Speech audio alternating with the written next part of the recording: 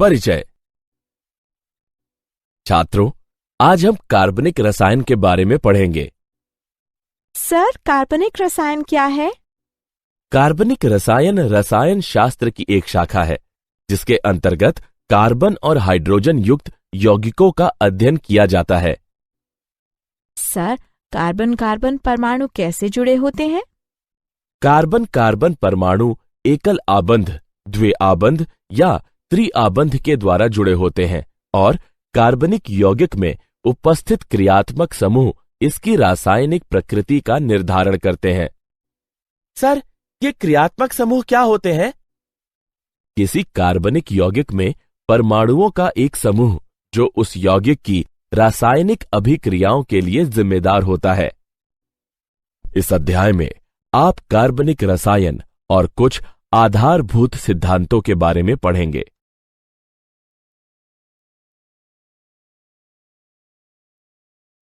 उद्देश्य। इस पाठ के अंत में आप निम्न करने में सक्षम हो जाएंगे: कार्बन की चतुर्संयोजकता को परिभाषित करना, पायाबंध के निर्माण का वर्णन करना, कार्बनिक यौगिकों को पूर्ण, संघनित और आबंध रेखा संरचनात्मक सूत्रों के द्वारा निरूपित करना, 3D यानी त्रिविमी सूत्र में कार्बनिक यौगिकों का निरूपण करना, कार्बनिक यौगिकों को वर्गीकृत करना, कार्बनिक यौगिकों की नामकरण पद्धति का वर्णन करना,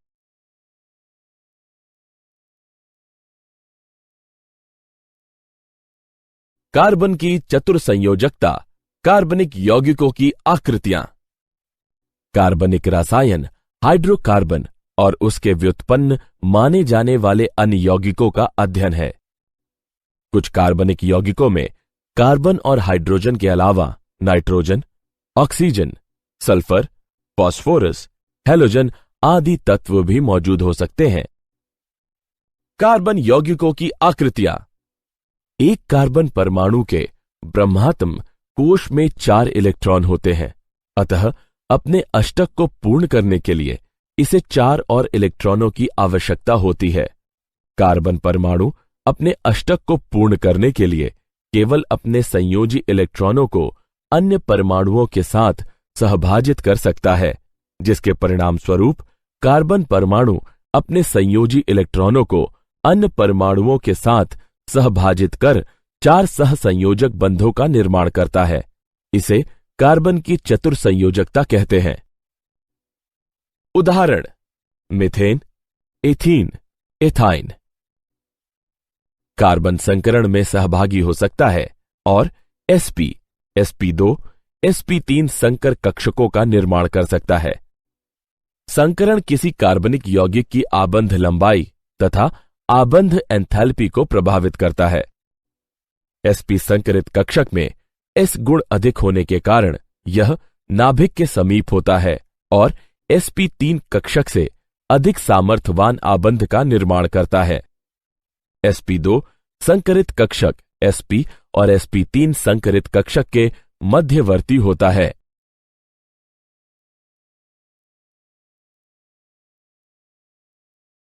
पायाबंधों के कुछ विशिष्ट अभिलक्षण। पायाबंध 2 निकटवर्ती परमाणुओं के p कक्षकों के पार्श्व अतिव्यापन से निर्मित होता है। p कक्षक एक दूसरे के समानांतर और अणु के तल के लंबवत होने चाहिए। पायाबंध कार्बन कार्बन द्विआबंध के चारों ओर घूर्णन प्रतिबंधित कर देता है। पायाबंध बहुआबंध युक्त यौगिकों में इलेक्ट्रॉन आवेश अभ्र उपलब्ध कराता है। कार्बनिक यौगिकों का संरचनात्मक निरूपण। पूर्ण संघनित तथा आबंध रेखा संरचनात्मक सूत्र।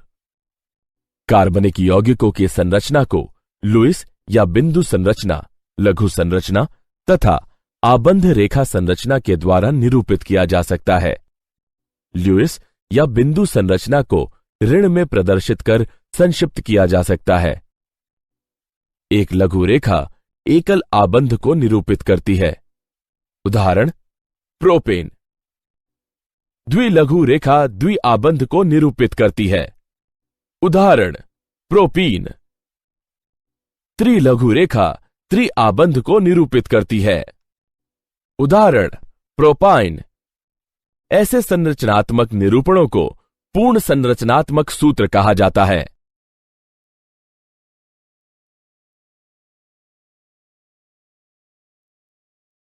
कार्बनिक यौगिकों का संरचनात्मक निरूपण।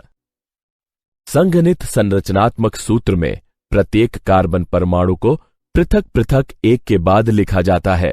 उन कार्बन परमाणुओं से जुड़े समान समूह को कोष्ठक में लिखकर संख्या को पादांक में प्रदर्शित करते हैं। उदाहरण पूर्ण संरचनात्मक सूत्र। इसके संघनित सूत्र को निम्न प्रकार से लिखा जा सकता है। आबंध रेखा संरचनाएं। इसमें कार्बन और हाइड्रोजन परमाणु नहीं दर्शाए जाते, केवल कार्बन कार्बन परमाणुओं के बीच के आबंध को टेढ़ी मेढ़ी रेखाओं के द्वारा दर्शाया जाता है। कार्बन और हाइड्रोजन के अतिरिक्त परमाणुओं को संरचना में दर्शाया जाता है और सिरे मिथेल समूह को इंगित करते हैं। उदाहरण butyl chloride, propene, cyclohexane, diethyl ether, dimethyl अमीन।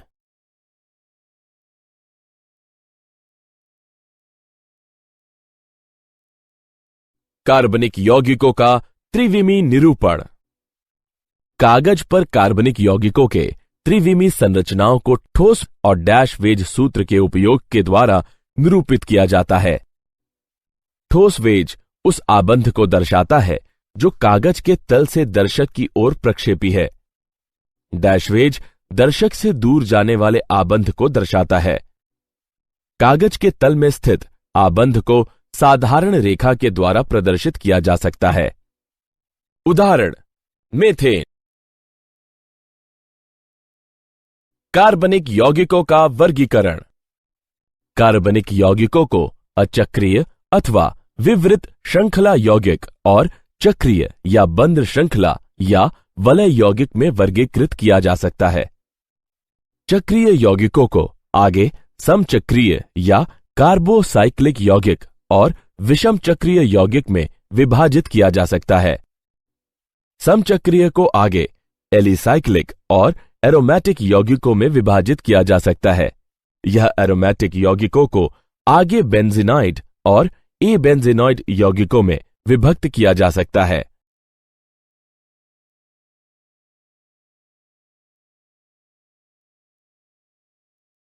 अचक्रीय या विवृत श्रृंखला यौगिक।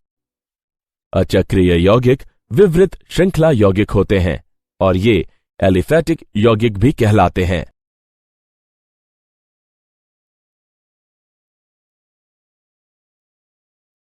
एलिसाइक्लिक या बंद श्रृंखला या वलय यौगिक। एलिसाइक्लिक वे कार्बनिक यौगिक होते हैं जिसमें 3 या अधिक कार्बन परमाणु आपस में जुड़कर वलय का निर्माण करते हैं। एरोमेटिक यौगिक। एरोमेटिक यौगिक वे कार्बनिक यौगिक हैं जिनमें बेंजीन और अन्य चक्रीय यौगिक सम्मिलित होते हैं। बेंजीन, नेप्थलीन, टॉलीन, आयोडीन, बाइफेनिल, एंथ्रेसीन, फेनॉन्थ्रेरीन इत्यादि बेंजेनाइड एरोमेटिक यौगिक हैं। ट्रोपोलिन आदि एबेंजेनाइड यौगिक हैं।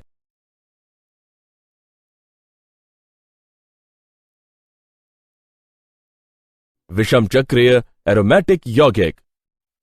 विषम चक्रीय यौगिक एक कार्बनिक यौगिक है जिसमें एक या अधिक कार्बन परमाणु किसी अन्य कार्बन के अतिरिक्त विषम परमाणु से विस्थापित कर दिया जाता है। विषम परमाणु नाइट्रोजन, ऑक्सीजन और सल्फर है। क्रियात्मक समूह या प्रकार्यात्मक समूह। यह किसी कार्बनिक यौगिक में विशिष्ट प्रकार से जुड़ा परमाणु या परमाणुओं का समूह जो उस कार्बनिक यौगिक की रासायनिक अभिक्रियाओं के लिए उत्तरदायी होता है। सजातीय श्रेणियां। एक सजातीय श्रेणी को संरचनात्मक रूप से समान यौगिकों की श्रृंखला के रूप में परिभाषित किया जा सकता है जिसके प्रत्येक क्रमागत सदस्य में एक समूह CH2 इकाई का अंतर होता है। इस श्रेणी का प्रत्येक सदस्य सजात कहलाता है।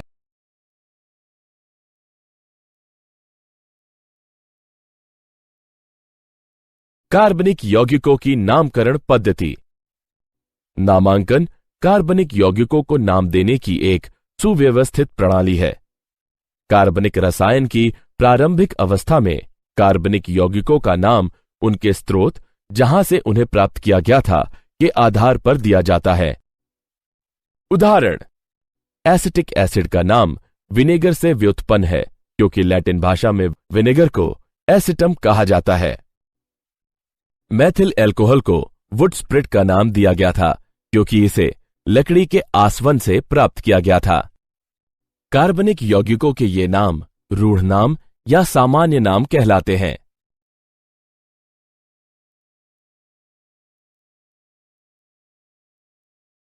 नामकरण की IUPAC पद्धति। International union of pure and applied chemistry को छोटे रूप में IUPAC लिखा जाता है। इस पद्धति का उपयोग करके हम किसी कार्बनिक यौगिक को एक व्यवस्थित नाम दे सकते हैं। किसी कार्बनिक यौगिक का व्यवस्थित नाम मूल श्रृंखला, क्रियात्मक समूह और शाखा श्रृंखला की पहचान करके व्युत्पन्न किया जा सकता है। मूल नाम में हम उपयुक्त पूर्वलग्न, अनुलग्न को भी संयुक्त करके वास्तविक यौगिक का नाम प्राप्त कर सकते हैं।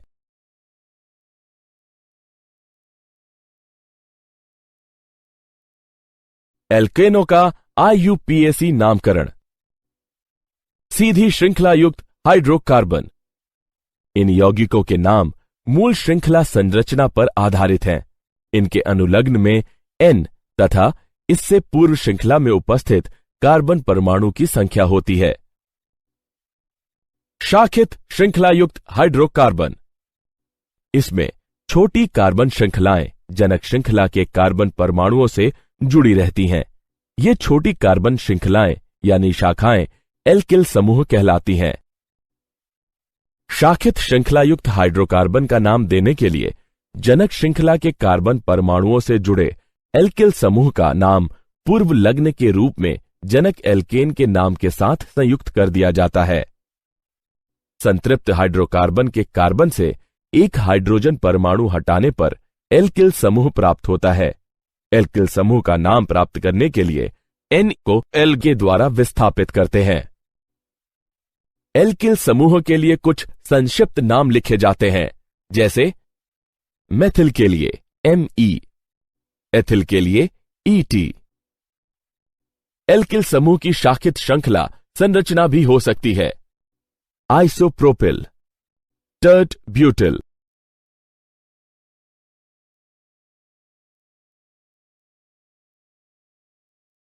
शाखित श्रृंखला युक्त एल्केनों का नामकरण। नामकरण के नियम निम्नलिखित हैं। सर्वप्रथम हम यौगिक में दीर्घतम कार्बन श्रृंखला का चयन करते हैं।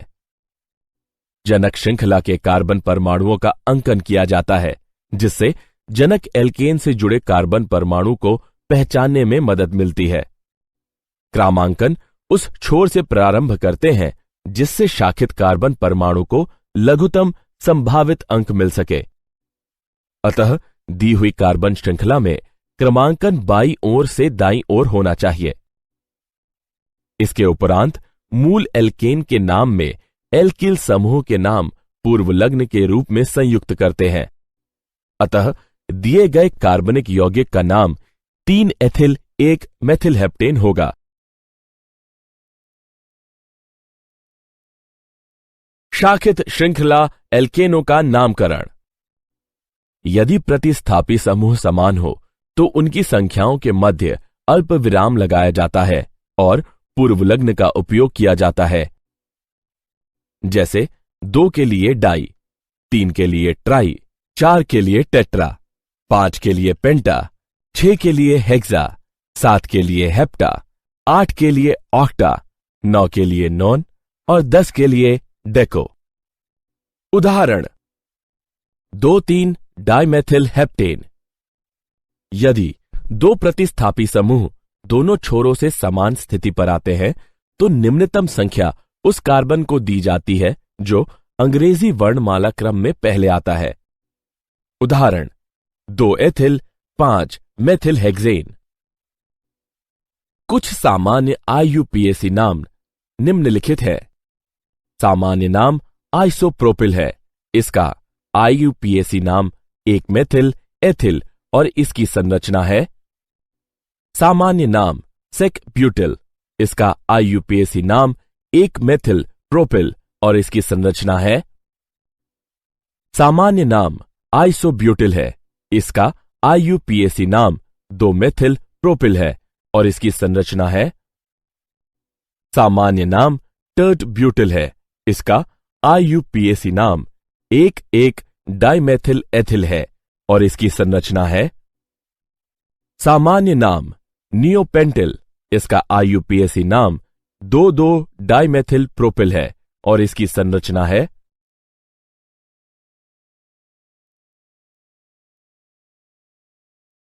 शाखित श्रृंखला वाले एल्केनों का नामकरण।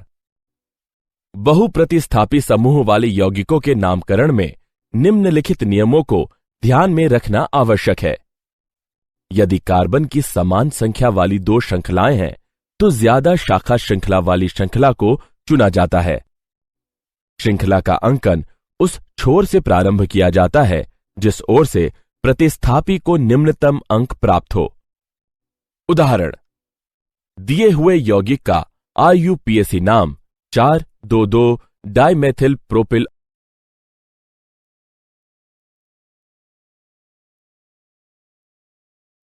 चक्रीय यौगिक। एकल आबंध वाले समचक्रीय यौगिकों का नाम संबंधित विवृत श्रृंखला एल्केन के नाम में साइक्लो पूर्वलग्न लगाकर प्राप्त करते हैं। उदाहरण, साइक्लोब्यूटेन, साइक्लोपेंटेन, साइक्लोहेक्सेन।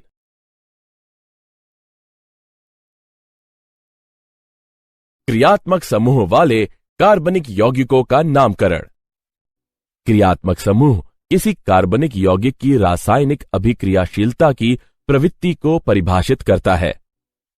बहुक्रियात्मक समूह वाले यौगिकों में एक क्रियात्मक समूह को मुख्य क्रियात्मक समूह मान लिया जाता है।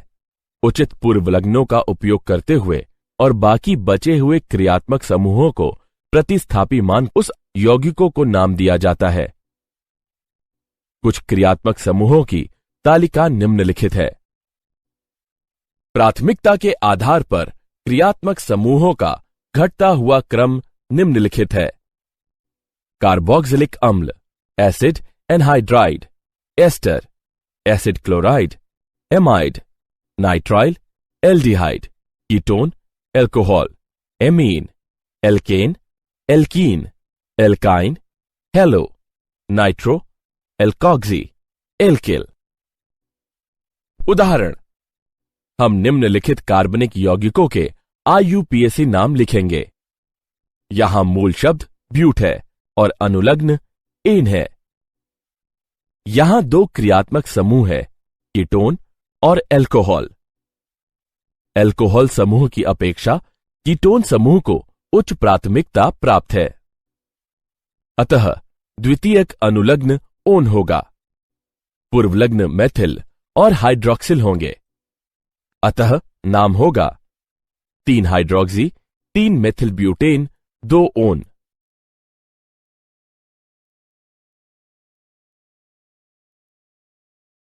प्रतिस्थापी बेंजीन व्युत्पन्नों की नामकरण पद्धति।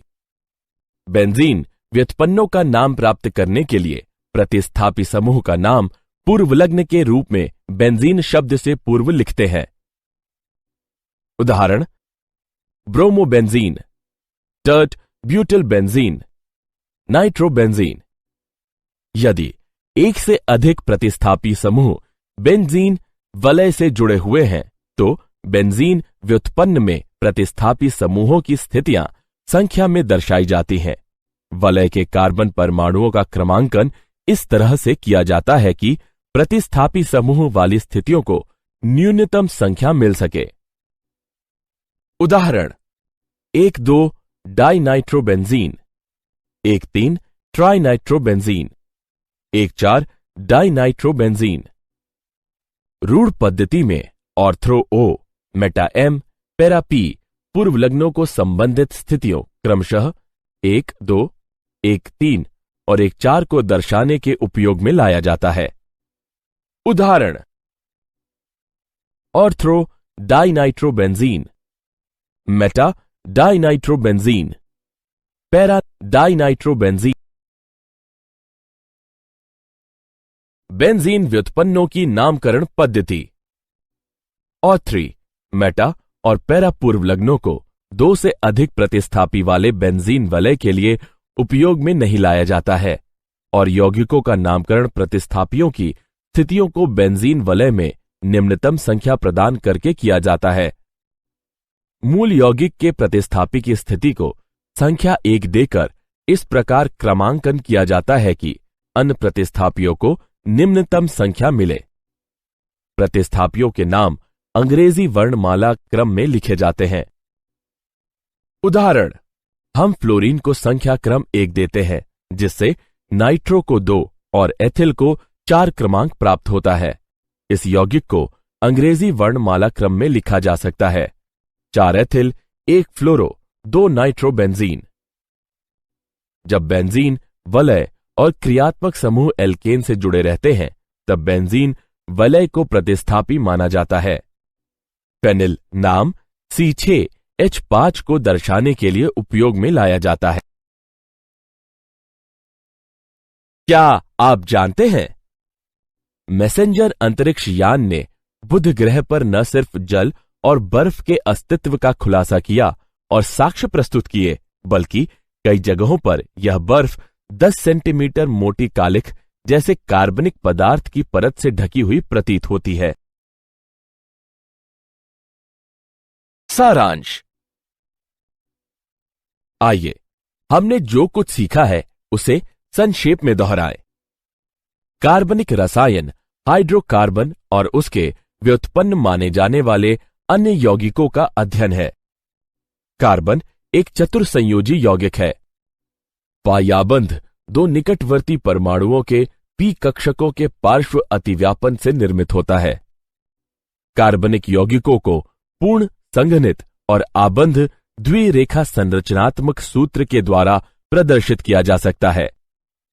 त्रिविमी यानी 3D निरूपण में ठोस वेज उस आबंध को दर्शाता है जो कागज के तल से दर्शक की ओर प्रक्षेपी है, और डैश वेज दर्शक के दूर आबंध को दर्शाता है।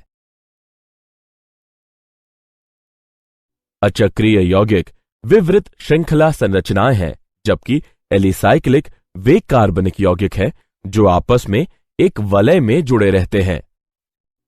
क्रियात्मक समूह किसी यौगिक में उपस्थित परमाणुओं का ऐसा विशिष्ट समूह है जो उस यौगिक की रासायनिक अभिक्रिया के लिए जिम्मेदार होता है। कार्बनिक यौगिकों का नाम नामकरण पद्धति के अनुसार दिया जाता है।